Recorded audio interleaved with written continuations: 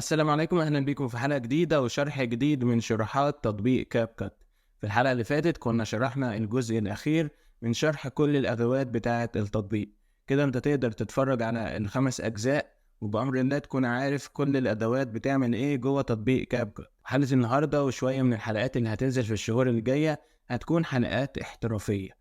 إزاي احترافية؟ يعني إن إحنا نقول شوية أسرار زي في حلقة النهاردة وحاجات مميزة جوه تطبيق كاب كات. نشرح تأثيرات والمواضيع جوه تطبيق كاب كات وازاي ندمج ما بين أكتر من أداة بحيث نعمل موضوع ومونتاج احترافي على الفيديوهات بتاعتنا عشان تبقى احترافي أكتر وكمان يزود من إبداعك في المونتاج. النهارده معانا أسرار وحاجات قوية جدا هتعجبك إن شاء الله. بس يا ريت قبل ما نبدأ موضوعنا تعمل لايك للفيديو ده. أي حد مهتم بتطبيق كاب كات عموما ابعت له الفيديو ده ويلا بينا نبدأ موضوعنا النهارده. رقم واحد والحاجة اللي أنا حابب أتكلم فيها وهو الموضوع المنتشر في تطبيق كاب كات وهو إزاي إن أنا أقدر أصنع قوالب. الموضوع ده بقاله فترة كبيرة جدا وفي ناس كتيرة مش عارفة إن هي تعمل قوالب، ولكن الفكرة كلها والموضوع كله بسيط. في حاجة اسمها تطبيق كاب كات برو، نفس التطبيق بتاعنا ده ولكن في تحديث اسمه كاب كات برو، وهو إنك أنت تقدر تشترك فيه بفلوس. ولكن التحديث ده منزلش في الوطن العربي. اول ما ينزل هتلاقيني منزلك شرح على طول بعديها باذن الله. ولكن الفكره ان الموضوع بتاعها لو انت كتبت على اليوتيوب عشان المصداقيه تكتب كاب كاب برو هتلاقي ناس اجانب كتيره جدا بتستخدم التطبيق، وكمان هتلاقي عندها مميزات اكتر وعندها صفحه تقدر ان هي تصنع قوالب وتعمل حاجات باسمها. هتقولي طب ما انت منزل على القناه بتاعتك شروحات ازاي تصنع قالب كاب كات وازاي كمان تستخدم القوالب. اول حاجة عشان الموضوع كان في ناس كتيرة بتطلبه فانا شرحت لك ازاي تستخدم القوالب بتاعة الناس اللي هي بتصنع قوالب موجودة دلوقتي، زي الناس الاجانب. تاخد القالب تعدل عليه تضيف عليه الحاجات بتاعتك وتحاول انك انت تحوله يبقى زي الموضوع بتاعك. ممكن ينزل وتظهر علامة استخدام القالب ولكن هيرجع للبداية زي ما انت ما استخدمته وعدلت عليه. ممكن بقى انك انت تنزل شرح للناس بالحاجات اللي انت ضفتها عن القالب. هتقولي طيب ما في ناس في الوطن العربي بتستخدم القوالب بتاعت كاب كات دي. هقولك ان هم مش بيستخدموه بالموقع بتاعهم، هم بيغيروا موقع الموبايل ودي حاجات ضارة بتضر الموبايل وكمان ممكن تجيب لك هاكر او كده. فانا ما بحبش ان انا اشرح الحاجات دي او اشرح حاجات مكركة او الحاجات دي كلها. فانت ممكن تشوف الحلقات اللي انا شرحتها قبل كده عن قوالب كاب كات، هتلاقي اللينكات بتاعتها في وصف الفيديو بحيث انك انت تعمل القالب بتاعك باستخدام قوالب ناس تانية بتصنع قوالب لحد ما التحديث ينزل واقول لك الشرح بالتفصيل وازاي تشترك والاسعار وكل الحاجات اللي انت عاوز تعرفها. خلينا نشرح حاجات بقى في تطبيق كاب كات ذات نفسه، وهي حاجات هتخليك احترافي اكتر في التطبيق. عارفين انتوا لو فتحنا اي فيديو عندنا لو جينا في الاخر خالص هنلاحظ ان في علامة اسمها علامة عشان احنا هنا باللغة العربية. المهم ان علامة كاب كات بتظهر في الاخر. انت ممكن طبعا انك تدوس حذف كده، ولكن يعني الموضوع هيبقى ممل انك انت في كل فيديو تمسحها وساعات بتنسى وتحفظ الفيديو فمش بتبقى لطيفة يعني. فممكن انا عندي حل ان احنا نشيل البتاع بتاعتها كلها. فكل اللي علينا ان احنا نيجي عند الاعدادات نبتدي نشيل حاجة اسمها اضافة نهاية افتراضية، هتلاقيها تحت اللغة على طول. لو انت عندك باللغة الانجليزية هندوس على تجاهل هنا وهتلاحظ الموضوع بتاعك اتشالت خالص، ولكن تخرج من التطبيق ونبتدي نشغل تاني. ولو جينا بقى نضيف اي فيديو جديد هنلاحظ في الاخر ان العلامة ما بقتش موجودة. بالعكس انت ممكن تدوس اضافة نهاية وتجيلك، ولكن احنا مش هنستخدمها ومش هتظهر لك تاني بأمر الله. انت كصانع محتوى وبتبتدي انك انت تصور فيديوهات كتيرة او انت كمصمم فيديوهات فبتصور فيديوهات كتيرة وبتعملها، ولما تيجي تدور عليها في الاستوديو عندك هتتلخبط ومش تعرف اي فيديو انت عاوزه. فعشان نميز اي فيديو في كاب كات ممكن ان احنا نعمل له غلاف مخصوص ليه او انك انت تحط له صورة تميزه. فمثلا انا باجي في البداية هنا هلاحظ في كلمة اسمها الغلاف وعليها علامة القلم. لو دوست عليه في البداية ممكن انك انت تيجي عند اضافة نص من هنا وتكتب اي حاجة مثلا تميزه برقم، مثلا نكتب 3 مثلا ونكبر الرقم. من المؤثرات نعمله بأي درجة لون بحيث إن إحنا نميزه.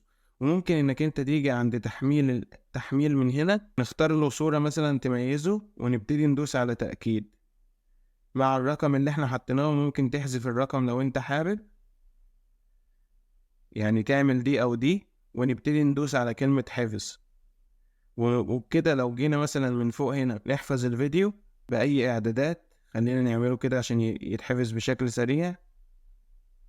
هنلاحظ إن هو أصلا بيتحفظ في الأساس بالغلاف اللي إحنا عملناه.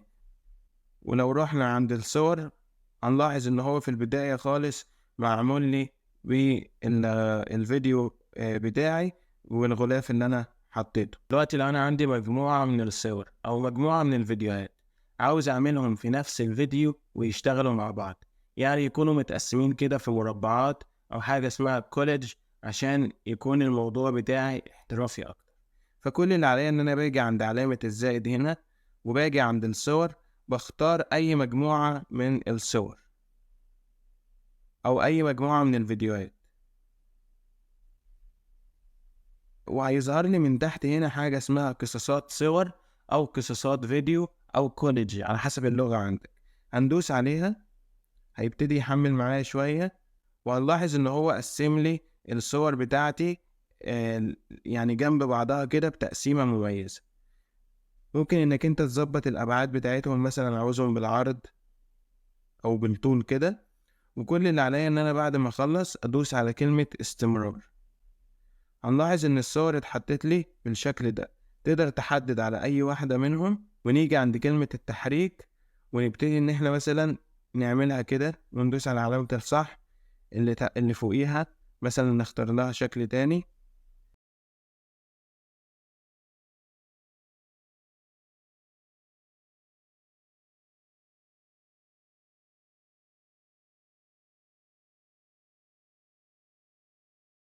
بس ولو جينا نشغل الفيديو بتاعنا هنلاحظ ان هو ابتدى يتعمل بالحركات اللي احنا ضفناها على الصور او الفيديوهات، بنفس الحاجات اللي انت طبقتها عندك. تقدر انك انت تجربها، ولو حصل لك اي مشكلة تكتب لي في التعليقات وانا هرد عليك بأمر الله. دلوقتي اخر حاجة معانا واللي انا ما شرحتهاش في شرح كاب كات من الصفر، وهي ازاي نحفظ الفيديو. يعني انا كنت شرحتها بشكل سريع، ولكن هقول لك دلوقتي ازاي نحفظه بشكل يعني احسن. كل اللي عليا لو انا جيت عند علامة 1080 اللي فوق دي، في موبايلات بيبقى موجود عندها لحد 1080 عادي، وفي موبايلات لحد 4K زي كده. ولكن الفكرة بتاعتك انت موبايلك بيصور ازاي، يعني مش هتفرق. انا مش عشان انا عندي 4K يبقى انا احسن منك. انا دلوقتي مثلا بصور الفيديو 4K، لو انا جيت هنا بعد ما عدلت على المونتاج احفظه بقى بنفس الاعدادات 4K، مثلا صورت ب 1080 تبقى 1080 720 براحتك. ولكن كل ما زودت في الجودة كل ما مساحة الفيديو بتاعتك زادت. طيب انت دلوقتي صورت 1080 وحفظت الفيديو 4K، مش هيفرق، وهيبقى عندك مساحة كبيرة على الفاضي والجودة مش هتعلى اصلا. طيب نيجي من ناحية الفريمات هنا. احنا الموضوع الفريمات ده في سلسلة هتنزل عن ازاي تصنع محتوى في بيتك بأقل الامكانيات، منها موضوع الفريمات ده هنشرحه. ولكن احنا دايما بنشرح على 24 فريم بنستخدمها، وده اللي بنستخدمه في تصوير اي، يعني بيبقى موجود في كل الموبايلات 24 فريم او 30 فريم. انما 50 و60 دي بتبقى بنستخدمها في الفيديوهات اللي فيها حركة كتير. انا دلوقتي قاعد، فانا مش محتاج الفريمات دي كلها، فبصور في 24 فريم لاني مش بجري في ملعب، مش بتحرك كتير قدام الكاميرا، عشان الصورة تكون مريحة للعين فبعلي الفريمات. انما دلوقتي انا مش هعلي الفريمات. نيجي من ناحية معدل الكود، فممكن انك انت تزوده على الاخر لمرتفع او اعلى درجة موجودة عندك، عشان الصور والفيديوهات تطلع بالجودة بتاعتها. وبكده تقدر انك انت تظبط بقى الاعدادات زي ما انا ما شرحتها لك كده، وتبتدي انك انت تحفظ الفيديو عندك بشكل سهل جدا. وبكده نكون شرحنا شوية اسرار وشوية حاجات جوه تطبيق كاب كات سهلة وبسيطة، ولكن لازم انك انت تعملها، بتخلي الفيديوهات بتاعتك بجودة اعلى واحترافية اكتر ومنظمة كمان. بس كده، اي حاجة حابب انك انت تعرفها ممكن تكتبها لي في التعليقات، هرد عليك. ممكن ان انا اعمل لك حلقة مخصوص. زي ما اتفقنا الحلقات الجاية هيبقى فيها شروحات اكتر لتطبيق كاب كات وحاجات احترافية اكتر. كمان هننوع في المحتوى ما بين صناعة محتوى وما بين افكار للصور. فاتمنى ان اللي جاي يعجبكم. ما تنساش بقى تعمل لايك. انا اخوك يحيى، والسلام عليكم ورحمة الله وبركاته.